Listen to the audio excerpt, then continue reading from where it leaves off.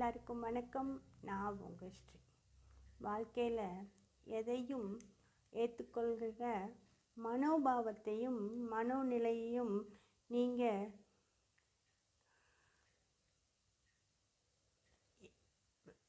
வளர்த்துக்கணும் நமக்குள்ளார. ஏன்னா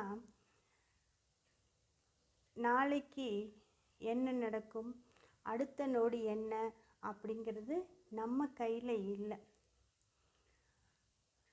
நமக்கான நேரம் வரும் வரைக்கும் நம்மளை சுற்றி இருக்கிறவங்க கொடுக்குற வழிகளை பொறுத்துக்கிட்டே இருந்தீங்கன்னா நமக்கான நேரம் வரும்போது நம்ம அந்த நேரத்தை நல்ல விதமாக பயன்படுத்திக்கலாம். உடைஞ்சி விழுகிற நிலைமையில் கூட தைரியத்தோட அடுத்த அடியை எடுத்து வச்சிங்கன்னா உங்களை வாழ்க்கையில் யாராலையும் தோற்கடிக்கவே முடியாது. உங்களோட எதிர்காலம் எப்படி அமையுங்கிறது எப்படி தெரியுமா?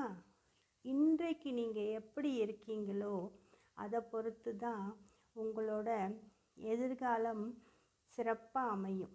இதை எப்பயுமே மனசில் வச்சுக்கோங்க. வாழ்க்கையில் மாற்றம் வேணும்னா முதல்ல உங்களை சரி செஞ்சு வாழ பழகுங்க. அப்போ தன்னால்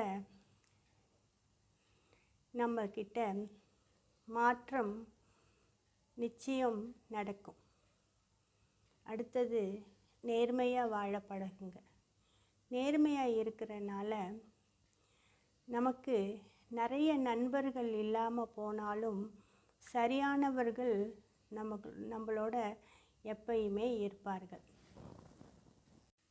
எப்போதும் தனியாக இருக்கும்போது சிந்தனையிலும் கூட்டத்தோடு இருக்கும்போது நம்மளுடைய வார்த்தைகளிலும் மிக கவனமாக இருக்கணும்.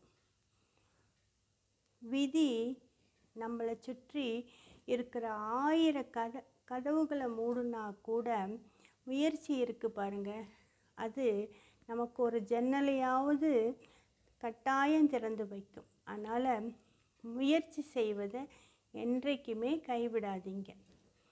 அப்புறம் நேரமும் வாய்ப்பும் எல்லாருக்கும் எப்போவுமே இருந்துக்கிட்டு தான் இருக்குது. இதில் தொடர்ந்து முயற்சி செய்கிறவங்க இருக்கிறாங்க பாருங்கள், அவங்க வெற்றி அடைஞ்சிக்கிட்டே போயிட்டே இருப்பாங்க.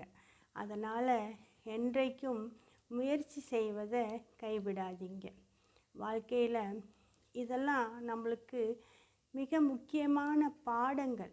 இதை பின்பற்றி நம்ம வாழ்க்கையை நல்லபடியாக அமைச்சிக்கலாம். இந்த கருத்து உங்களுக்கு பிடிச்சிருந்தா இந்த வீடியோவுக்கு ஒரு லைக் போட்டு ப்ளீஸ் உங்கள் ஃப்ரெண்ட்ஸ் அண்ட் ஃபேமிலிக்கு ஷேர் பண்ணி எப்பயும் போல் எனக்கு சப்போர்ட் பண்ணுங்கள். நன்றி.